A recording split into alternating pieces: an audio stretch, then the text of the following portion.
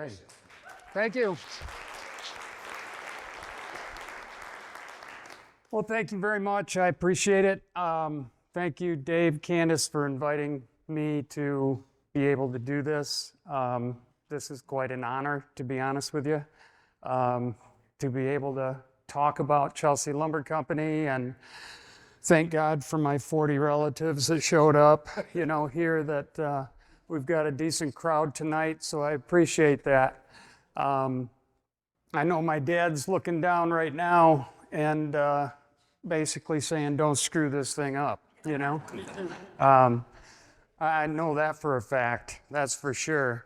But anyway, again, thank you very much for coming. Appreciate it. And when we get started here, obviously, as you read this, and we have a slideshow that Candace is going to help me with. And in 1908, obviously, that's when we started. And we use that 1908 quite frequently with our logo for Chelsea Lumber Company. And it was founded by Frank Storms, which was my great-grandfather. And Warren Daniels, who was my grandpa, had a mission, I think, a little bit, and said, well, I'm going to date Frank Storms' daughter. So, indeed, he did. And Warren Daniels ended up marrying Gertrude, which is my grandma. And Warren is my grandpa, and Frank Storms was the originator of Chelsea Elevator Company. And then Warren became partners with him, and that was an interesting. They would get along, from my understanding. You had a young buck, and then you had someone that was older that wanted to call the shots without any question. Go ahead. And so in 1926, Warren was committed to say, I don't want Chelsea Elevator Company. I want it to be called Chelsea Grain and Coal Company. So he was the driving force to do that. And he did it. And he ran it. And in 1952, well, let's skip through that, Candace. Let's go. Yeah, there we go. There's Frank Storms and Bella Storms. Go ahead. There's Gertrude and Warren. Yeah, that hits me. That's Mom and Dad right there. Good picture of them. Very good picture. And yeah, let's keep going.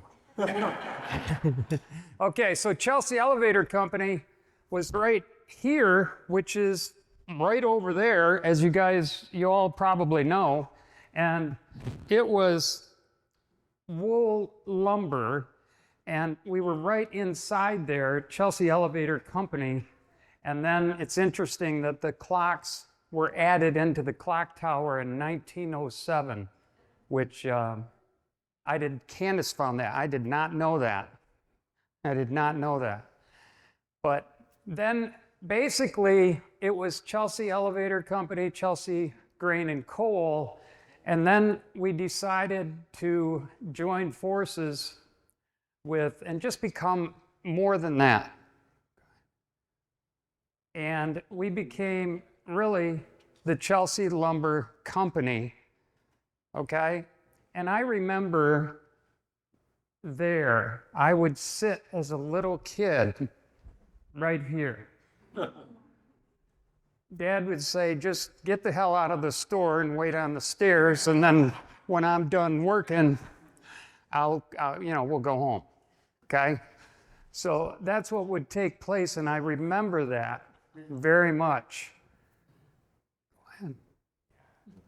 There's a really good shot. I have that in my office today. That is Grandpa Daniels. His nickname was Sporty. His nickname, he went by Sporty more than he did Warren. And Warren, he was into a lot of different, he just dabbled in. I mean, he was without a doubt a partner over here with Grain and Coal, but he also sold Oldsmobiles and Buicks.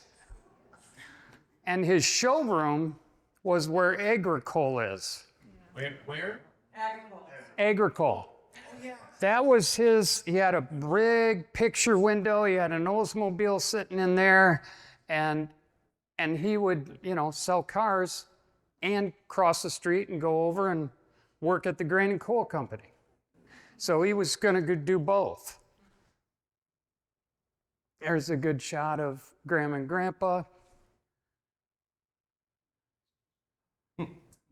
Kind of celebrating in 1959. My grandma was very, very involved in the McCune Library. She had a lot to do with the McCune Library. And that was very, very important to her. And she really spent a lot of time, a lot of funds, fundraising, doing everything she could to make that a great library, which obviously today it's amazing. So she was pretty special. Now, it's going to give it away.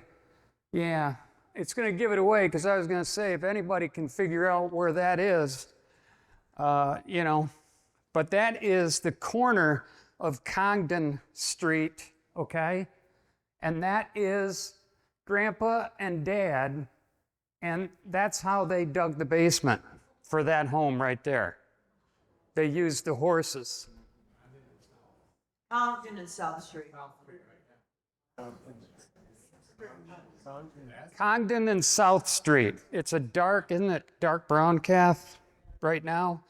But I mean, it's there, and that was a house that they built. Now that's it going up. You know, a little not a big deal, but a lumber thing is, you know, that would, nowadays you have trusses, and there would have been a lot of roof trusses used, but they didn't have roof trusses back there. So they had to do everything by rafters, which was a lot more intense labor-wise. And so, you know, they had guys up there at the top. I mean, that didn't get nailed together with that ridge at the top. You know, they were up there and they were up in the air. So they were, but that's what they did. That's what they did. And they had to do it. And there it is right there as a finished home. And that is, yeah, I still love driving by it. I love the daylights of it. I really do. I really do. It was on the Historical Society's home tours a few years ago. Yeah. Was it really? Great. Also, it's the logo for Chelsea Lumber Company. Yes. That's cool. There's a shot of Dad. I don't know if, you know, I don't, looks like Spencer, my boy. For some reason, they wanted to put Dad in the basket, so, you know, that was a fun shot that, let's stick him in the basket and see how he reacts and take a picture. Now that's Dad out at Kavanaugh Lake, and that is, that's where he grew up. A portion of it anyway, was out at Kavanaugh Lake, and that was the cottage right behind him. I remember the white fence. Jody, you might remember that. And so the cottage was there. We would go out there as we got older, as kids, we would go out there every summer and stay out in that cottage during the summer on Kavanaugh Lake. And this house right here is my first house that at that time, my wife Ann and then my kids, Carly and Spencer, that was about an 800 square foot home, no basement. We had 2 dogs, 2 cats, and 2 kids. And we lived there for 10 years. And it was a great time. It was a great, great time and a lot of great memories living in that house. And so there's a lot of great memories of the cottage and Kavanaugh Lake in general.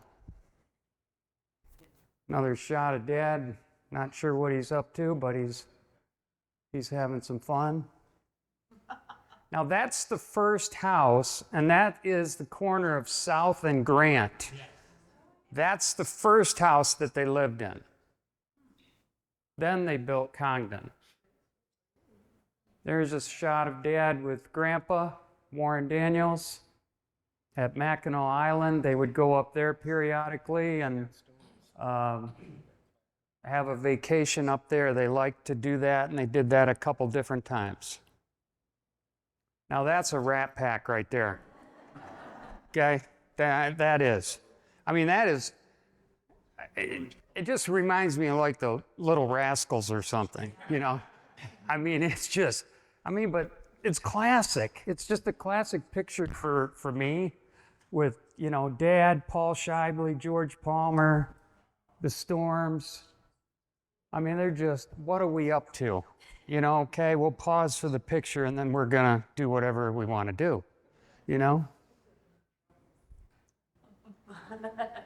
Little older, different gang. We've got George and Mary Palmer right there, and then we've got the Turnbulls, which we remember are, my family. And they were it was a Kavanaugh Lake line. That's where everybody was. It was right along the Kavanaugh Lake. And that's the pack. This is a little shot I mentioned to you earlier. Sporty Daniels, Warren Daniels, he's selling Plymouth, Buick, and Oldsmobiles. 1936. He's got an ad in there and sell a car and then walk across the street and sell some grain and coal. He had a lot going on. That's outside of Congdon, and that's Uncle Jim Daniels, Dad, and then Grandma and Grandpa. And Jim was 8.5 years older than Dad, and Jim was he was a special individual. He really was. I don't know if any of you remember him, but he was definitely, he became part of the business prior to Dad, and he came into the business with Grandpa, and so it was Grandpa and Uncle Jim. Now, what people don't know about Uncle Jim I like it because he would pitch horseshoes, and he was good. I mean, he went out on tournaments.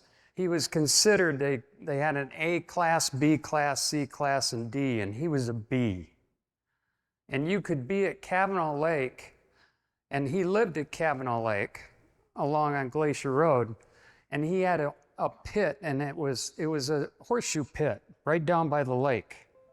And if you were in a pontoon boat, and if you went around, all you could hear was ting, ting, and he's hitting just ringer after ringer. I'd go over there. I became pretty close to him, and it was a special relationship for me. And I would go over there. He'd call me up, and I was living out at the cottage, and so I would drive over there in the pontoon, and then we'd play to 21, and he'd spot me 11. And then, so I wouldn't win. I just wouldn't win. He wouldn't let me win, and that was okay. But I did the best I could. There's, that's Dad as a sophomore.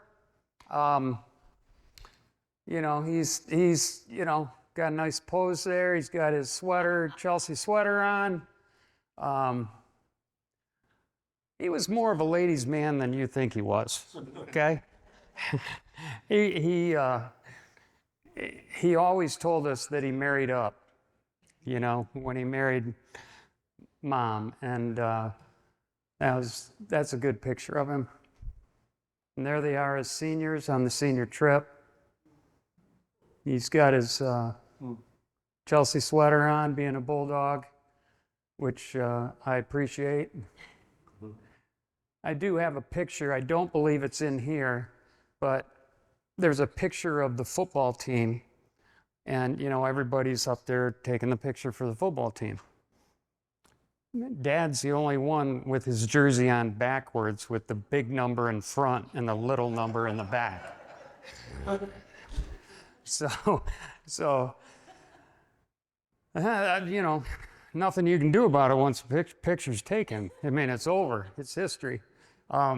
Dad, he served in the Navy. He served in the Korean War. He was a lieutenant. The ship he was on is right there. And he said he would tell us stories that, you know, that pretty good sized ship, but I wouldn't consider that huge in my opinion. But he said the waves, when it was rough seas, would just crash right over the top of the front, right over the top of that. And he also told me a story. We went on here. I think Jody and I walked it and got on the ship, but he told me there was one area, he told me a couple things, but that, you know, once in a while they had big pots that they would cook, you know, chili and that kind of thing. And occasionally, you know, he said, well, you know, cockroach would just fall off the ceiling. Oh, Dad, what did? Well, they, you know, they would just mix it in there. You didn't really know, you know. But he also had a gentleman, he said his name was Willie, and Dad was the lieutenant. And if there was someone that was not in line and was just being a pain in the rear, Willie would say, Lieutenant Daniels, would you want me to visit Roger? And he says, I think that might be a good idea. And next thing you know, there was a room. Dad showed it to me, and Roger and Willie'd go in there, and there was a lot of banging around and things, and Roger came out not so good. But then Roger was really good after that, and he didn't bother Dad a bit.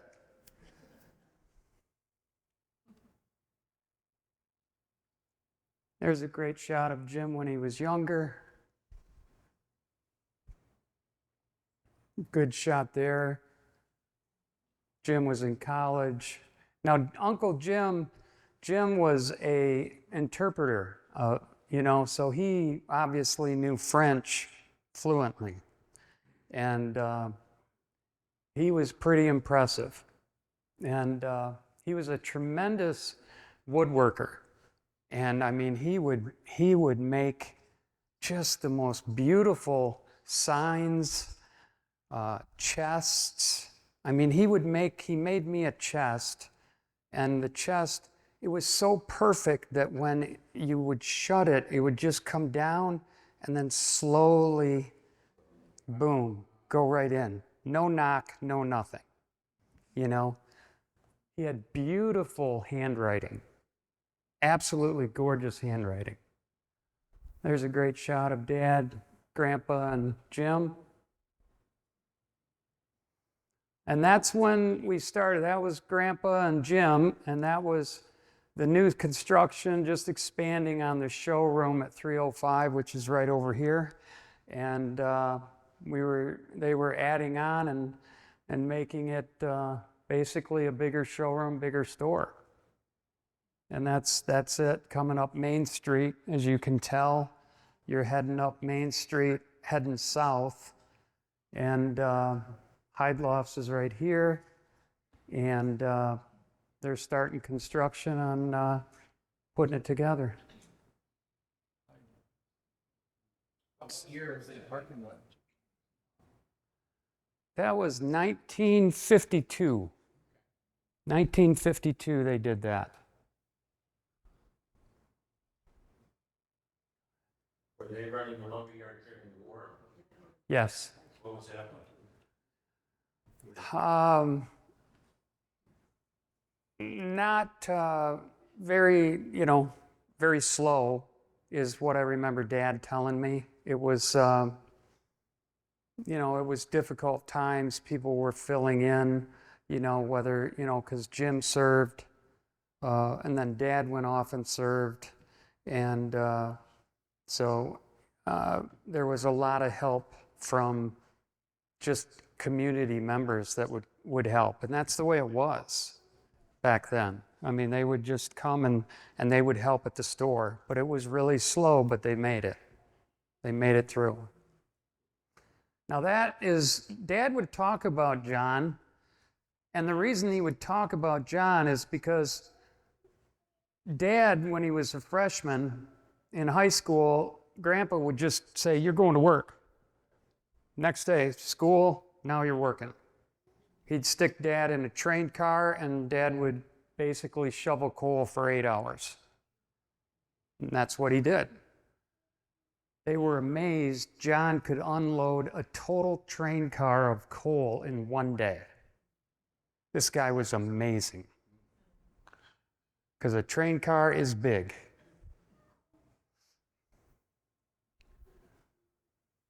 That's just a very old invoice statement that we found and have. Dad found and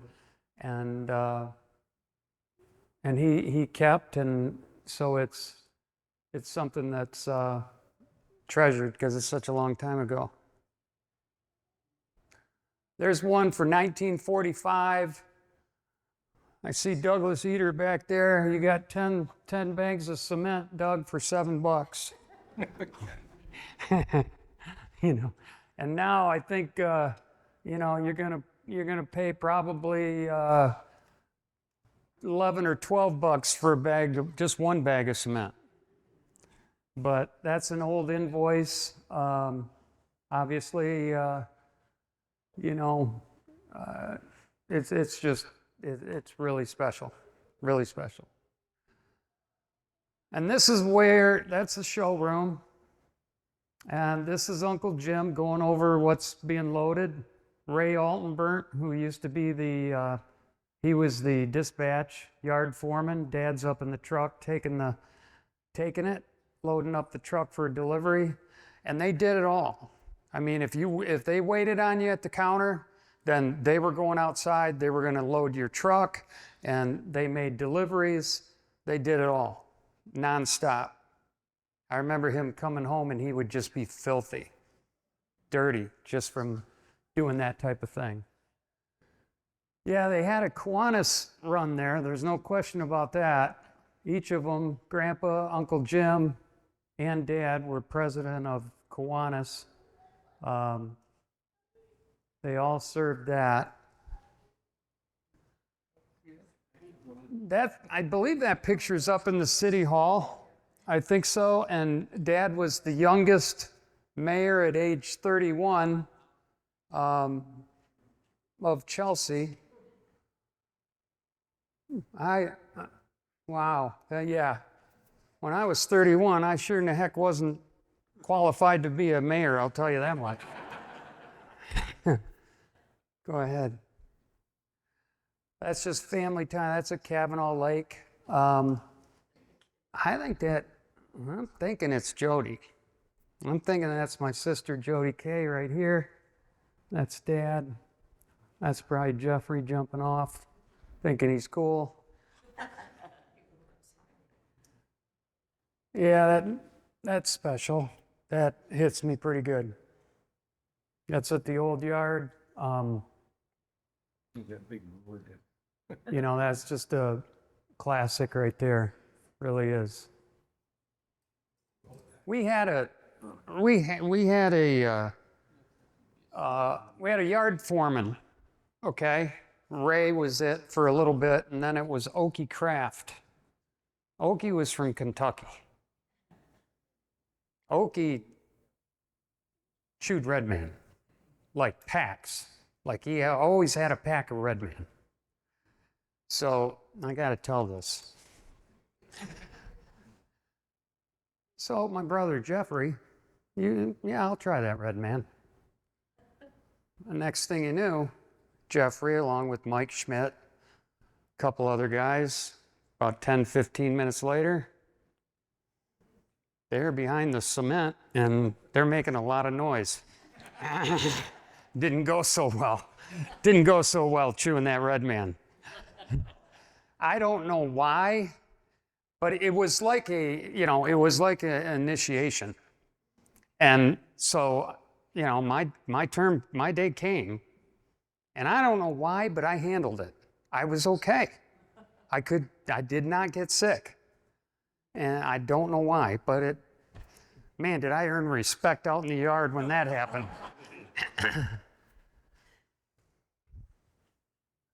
Okay, great. Yeah. So second, fourth, kindergarten, second and fourth grade, that's just obviously me. The only thing that's significant there in fourth grade is my Chelsea Bulldog t-shirt.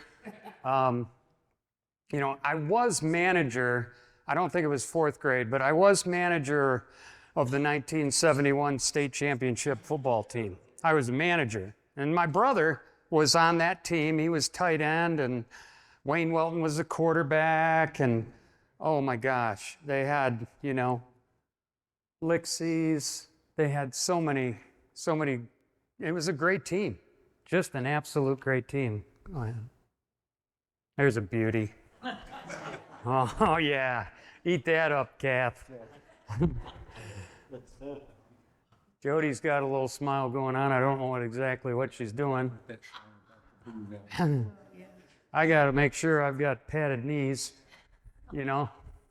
But Jeffrey just pleaded with me, says, please don't ever put that on social media. So it's not. It's not. The Blue Valiant is, that's a special song. Jeffrey made a song about the Blue Valiant that he has sung many times at the Purple Rose when he does that fundraising at the Purple Rose, and it's a beautiful, beautiful song, special song about the Blue Valiant. And my dad was one that he didn't need this fancy car. He just wasn't like that. He never was, And he had, after that, and years went by, he had an Omega, Oldsmobile Omega. And he drove that. And then he said, I can see the pavement by my foot. So, a true story, he took it out to Norm's body shop and asked Norm Bauer, can you put a plate so I don't have to look at the pavement when I'm driving? And Norm just said, Robert, get a new car. This thing's shot. The frame's shot, it's not gonna work. Dad was not happy, but he did. He got a different car. Go ahead. There you go. I mean, anybody familiar with lumber, there's Doug Eater back there, a good friend of mine, 2x4 8 for 90 cents. And there's some extremely cheap prices there. And one thing that Jim did is, even though he retired relatively early back in 1967, he would come and he has, like over here, he would design all these flyers that we would send out in the mail. He was the designer of them. He was very, very creative and very, very good at it.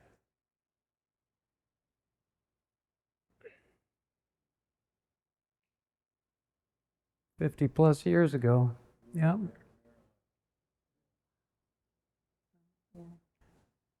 Okay, now that, I remember being, working out in the yard, and that was the plywood shed right there, and the tracks are right here. But I remember driving this, and this was a Chevy. And it didn't have any, it just had the metal rod. It didn't have a pedal, like a rubber pad on it. Just didn't have it, you know? But you just drove it anyway, you know? I mean, it wasn't that, you didn't have to fix it. And so, you know, I remember that truck really, really well. There was a photo that was back a ways, and it was when John Tolby was standing there, and you could see a pickup be in the door. He was standing there, and there was a Chelsea Lumber black pickup. I kid you not, as of about 3-4 months ago, we found that pickup. And it was just randomly one of our outside sales guys was just waiting on a contractor that he served. And he said, you know, I've got a friend that actually has a Chelsea Lumber pickup. It doesn't run at all, but he's got it. So we researched it, and it was a 1967 F-250 Ford. And we bought it, and we got it, and it's in the process of being restored. And we were trying to get it to run and get it restored so we could take it in the parade for the fair. We just couldn't get it accomplished where it would, I didn't want to get stranded on Main Street. But anyway, it'll be in the parade next year, and we will actually really have it on display on stilts outside the front of the lumber company.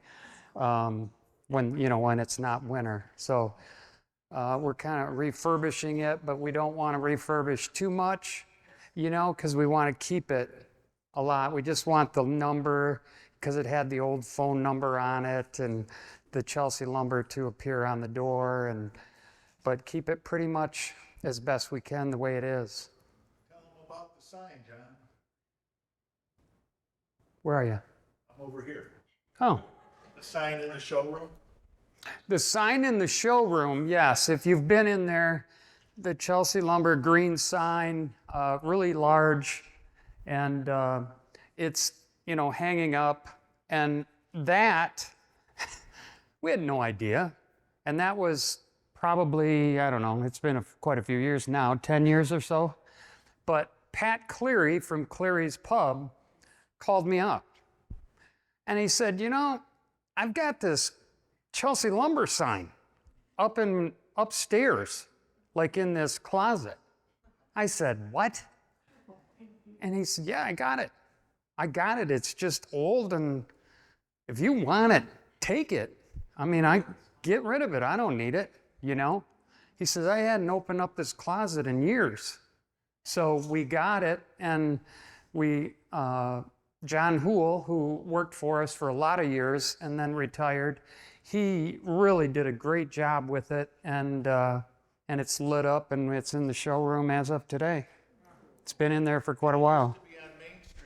It was on Main Street. It was the sign that stuck out on Main Street at 305. Back then. Yep. That picture before. That was way back. I saw it way back. Long time. Way back. Oh, Okay. That's all right. So that's 305. Now, I just want to point out that, Jiffy's behind us, okay? So they're way over here. They would come in with trucks, not here, but in between. Yeah, they would, right here. They would come in here with semis, okay? Now, people had nowhere to park. I mean, they might park on the street, maybe a couple spots here, but what customers would do is they would park on each side of those sheds, and there'd be this little lane going through to get back to Jiffy. And we would coach him, I did it many times, and we would coach him through, and there'd be like 4 inches on each side, and this semi truck is coming through there, and it just, it worked, it made it, But obviously, eventually, Dad sat down with Howard Holmes Sr., and Howard Holmes purchased it. And Uncle Jim and Dad, they owned this, which is our new location. It used to be the Pilamar Farm, if some of you remember that. But they owned that property, and then we made this move back in 1983, and 82 and 83. That was back in Jimmy Carter days. Interest was about 20%. But Dad always had a vision that, I mean, it's going to change. It's gonna be better. It's going to get better. So let's go for the future. And that's what he did. And it's been fantastic for both. It's worked really well for Jiffy Mix, giving them much more room, getting us the hell out of there, and then our location as of today. That's just the front, the showroom. That's it right there. The sign is up here now that I was talking about earlier, that used to be at 305 Main Street. Now there's the additional owners, okay? Sean Stevens, this is Dennis Bauer, myself, Chad Christopher, and Richard McCullough, okay? Now Dad was there for 56 years. Richard's been there for 54, and he's probably gonna beat it. I think he's gonna keep going. Dennis and I, these are two new gentlemen that we had join in with us, which are terrific. And Dennis and I basically started at the same time, and that's been 42 years.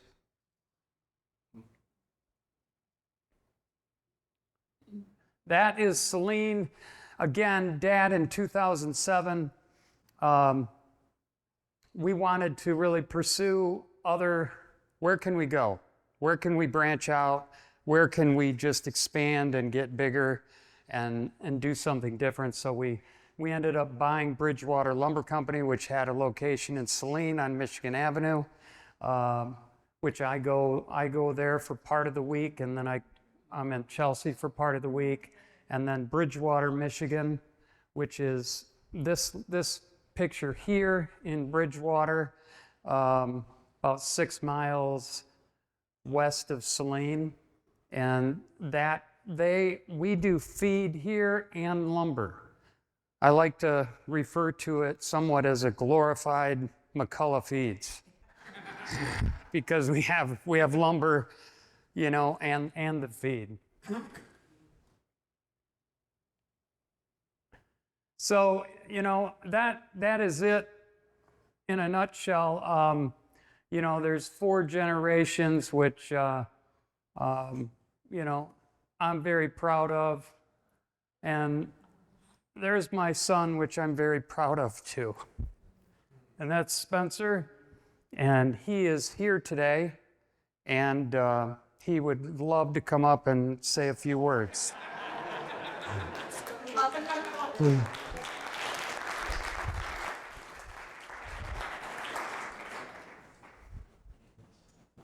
Thank you. I'm Spencer. I don't have mics, so I'm gonna kind of project here a little bit. So I decided to come back. I think it was the winter of 2021. My dad called me. I've been living in Chicago for the last 12 years. I kind of pivoted with my career. Although I wanted to join the business, I came out of college during the worst housing crisis. So there was not very good opportunities at the lumber company for me. So I pivoted, went to my minor into marketing, and then got into Google, worked with Google for a bit, and then went to Chicago, and I've been there for 12 years. Until the winter came, and my dad said, I'm gonna have to retire at some point. He's not a guy who likes to sit still, but he knows that it's the smart thing to talk to me about it. Let's have an open So, you know, he's like, I'd love for you to come back and, join at the lumber company at this time. You know, we had just bought a house with my wife and we were expecting a child soon, another one. So, I said, well, how about a year and a half? Can you give me that? He said, sure thing. So then we just moved here in May.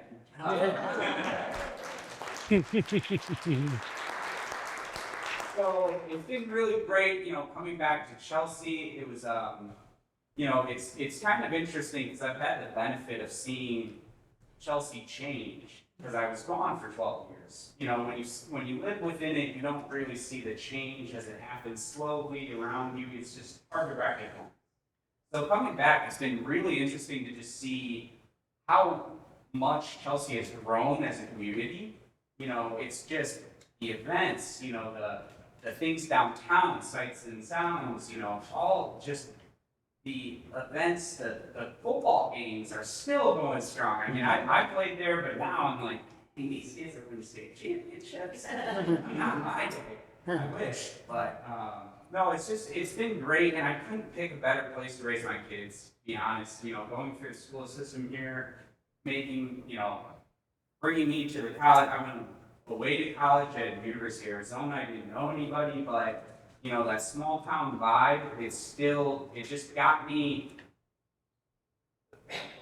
it allowed me to meet people in a more genuine way than coming from like a large area where it's like, okay, I met you. It's like, no, I'm gonna sit down, I'm gonna talk to you. Almost in a weird way where it's like, are you this nice? Like, is this what it's like in the Midwest? And it's just like, I don't know, maybe. But no, it's I'm just excited for my kids to be here. It's been great being back with Dennis Power. He was my football coach in 7th grade. My dad was my basketball coach. Dick McCullough coached me on Sundays for basketball. I mean, shoot, I probably got a baseball coach in there somewhere. But yeah, outside of that, I'm excited to take the company forward. Just sit on their shoulders and call myself Paul, really. They built such a foundation that there's nothing that I need to change other than learn from them and do exactly what they do. You know what I mean? So, luckily I get to learn behind this man who's done great. I mean, that was the one thing, that was actually one condition. I go, well, if you're gonna retire someday, I'm working under you for a few years. Like, I want that. Like, I'm not coming back for you to just, hey, all right, see you later, just peace. It's like, no. I want to learn. Like, I enjoy being coached by you. I want that next. That's why I'm back. Like, you don't get to spend that time with your family.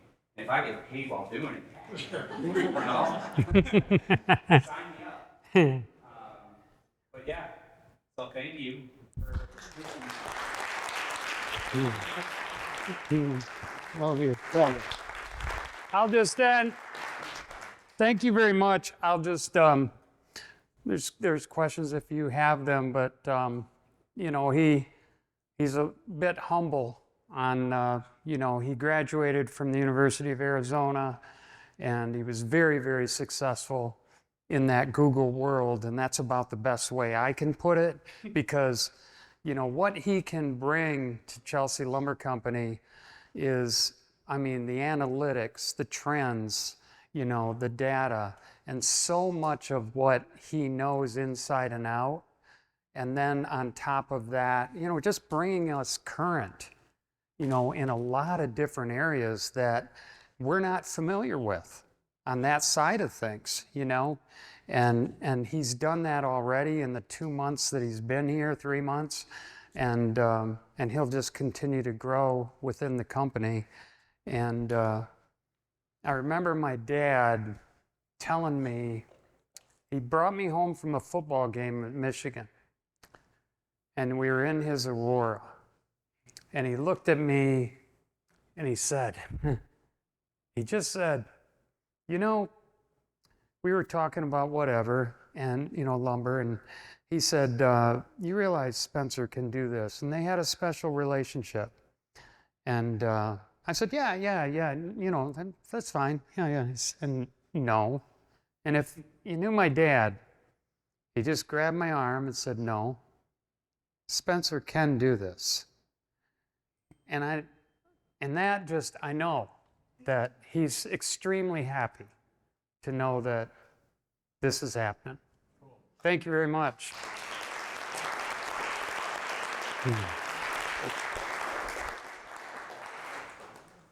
Questions?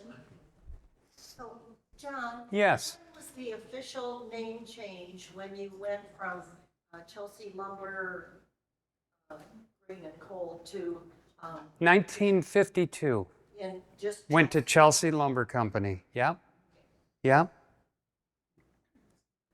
Yes, sir. Yeah, so, when I go in and buy a few sticks of lumber and then I look at your whole yard out there, I think, this is a huge lumber company. Where do you rank in Michigan in terms of, you see signs for like Northville Lumber and there's Man Lumber. And all that. Yeah. They're not as big, I don't think, but Yeah, it's I can't imagine. in what- terms of in terms of like net sales, gross sales. yeah, it's in terms of really an independent lumber company. Okay, we have a buyers. This is probably the best way to describe it. There's a couple different buyers groups that we are a part of, that we're a member. That buying group, LBM Advantage, they are in 46 states. Okay, and it's just, they serve only independent lumber companies. They will not sell to box stores. But because of the membership that they have, which is over 750 independent lumber companies, we're in the top 15.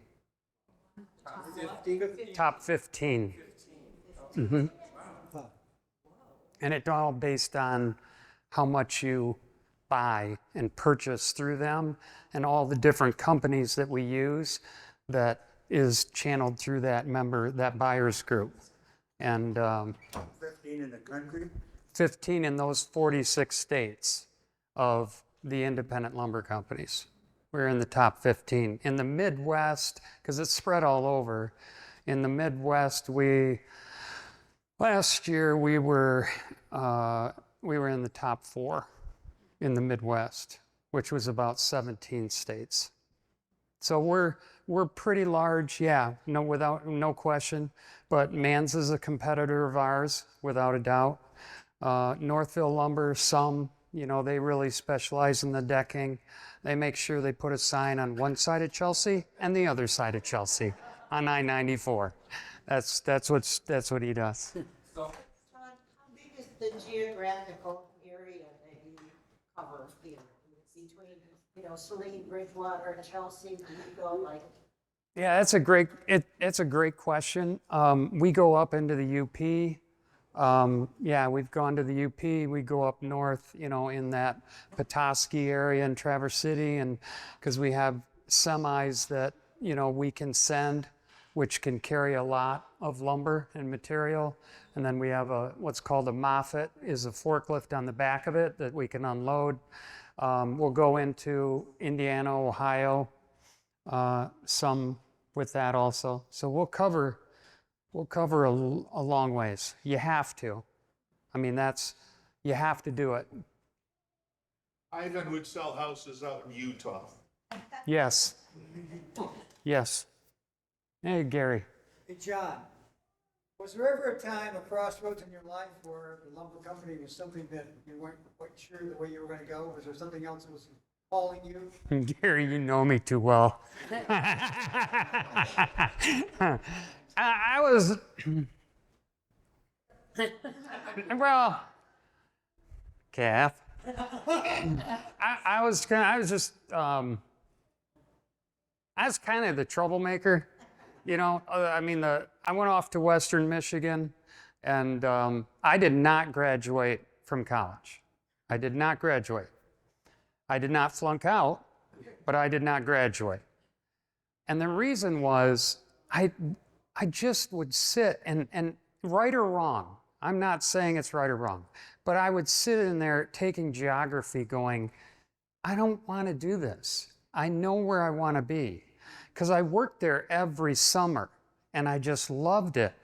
And I loved it, and So I wanted to do that. That's where I wanted to go, you know, and that's why I'm so strong. I love when kids go to college, but I also love when they go to trade schools, you know, and do that.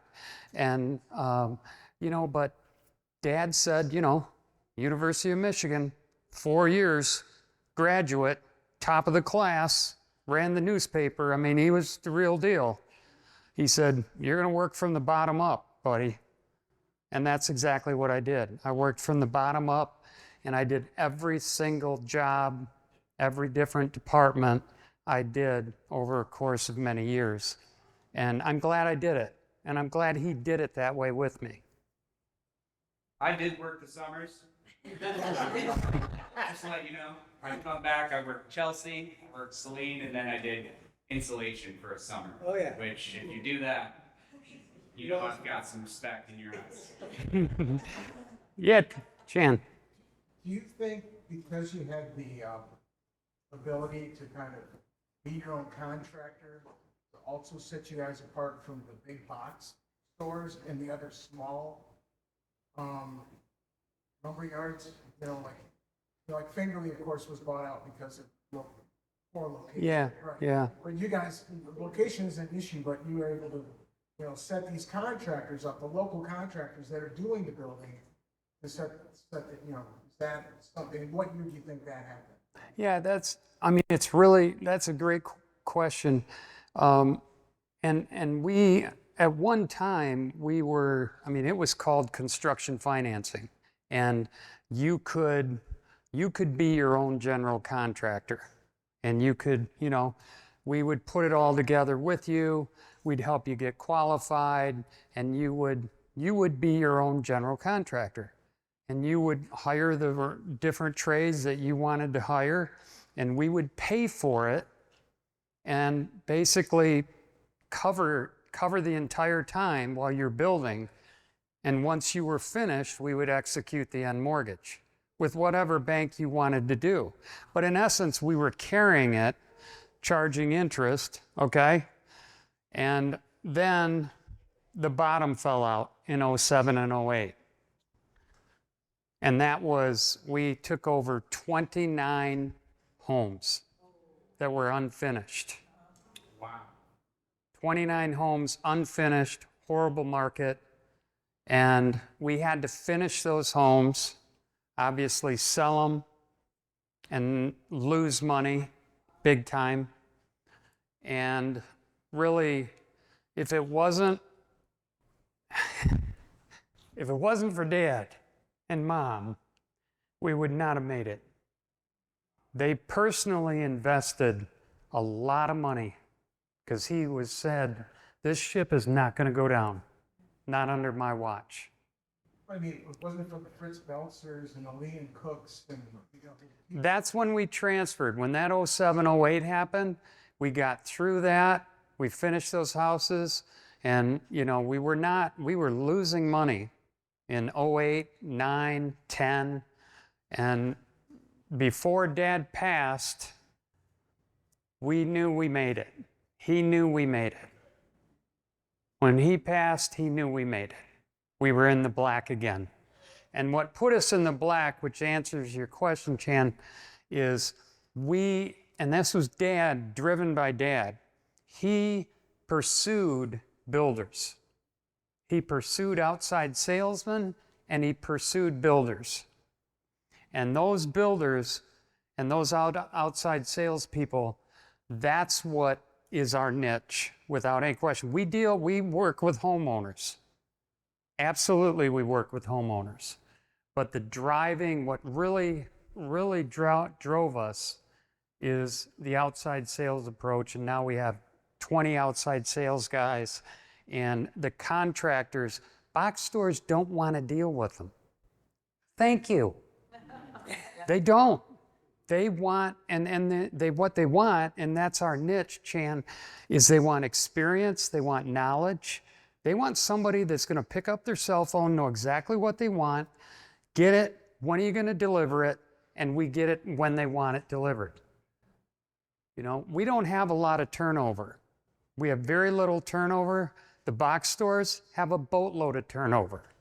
you better know what you want when you go in there, is what we always say, you know? But they just, and they do their thing and they do it very, very well. But they don't want to deal with builders. They just don't want the headache. They don't want to have to try to service that. Yes, ma'am. So we have these developments going on around Chelsea. Yes. How much do you engage with the developers like Norfolk and? We quite heavily, to be honest with you. I mean, we service Norfolk. We service another one called MI Homes, Toll Brothers. We don't deal with Pulte. But there's a few big developers that we do work with. But we also work with all the independent builders too. They're just as important as the big player over here. I mean, that is one thing Dad drove. If somebody comes up and they've got a couple things they want to buy at the counter, you treat them just like you treat this big player over here. And that's instilled in all of us. And I drive that home big time. Yeah.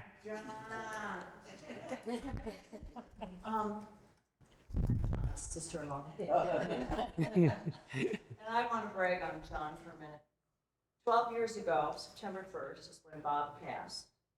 And the wonderful thing that we knew was that Bob knew the lumberyard was doing well, and then he passed. The thing that we are so proud of is that John had to wear that president's hat right away, and that was 12 years ago. And the family is bursting, just joy for you. And then to have Spencer standing, I mean, it's just a beautiful story. Thank you very much.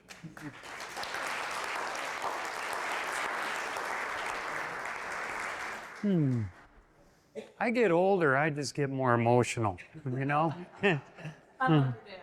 Yeah, yes, ma'am. So Spencer is the There you go. in the future. Yes. What are you gonna do with AI at Chelsea Lumber?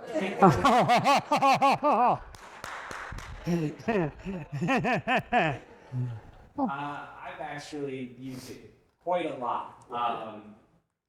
That's kind of where I came from. So, like, for instance, in the early starting of AI, a year or two ago, it just moves so fast in that world. Like, I created a prompt and program to read box scores for NBA basketball games and compare those to the statistical averages for the players for their season, then the most recency to try and see if there was near-term swings. So, He's already lost me. so like I'm gonna use stuff like I can that. see that there's benefits in being able to apply.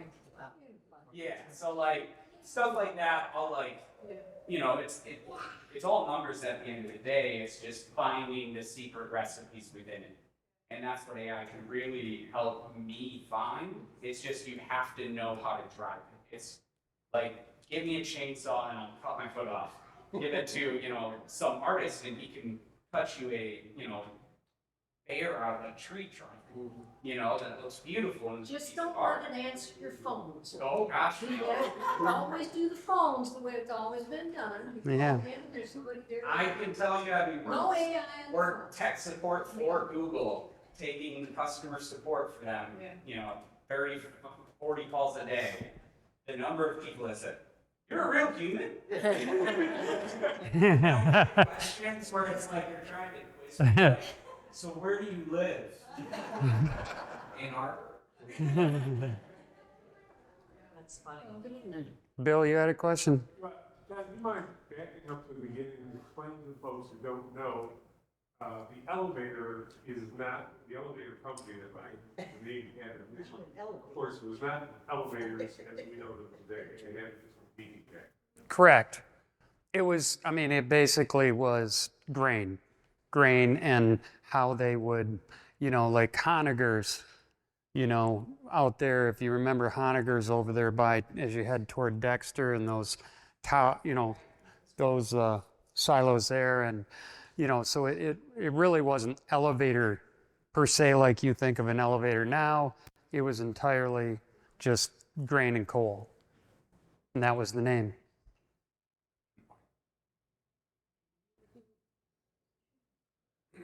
Thank you very much. Thank you very much.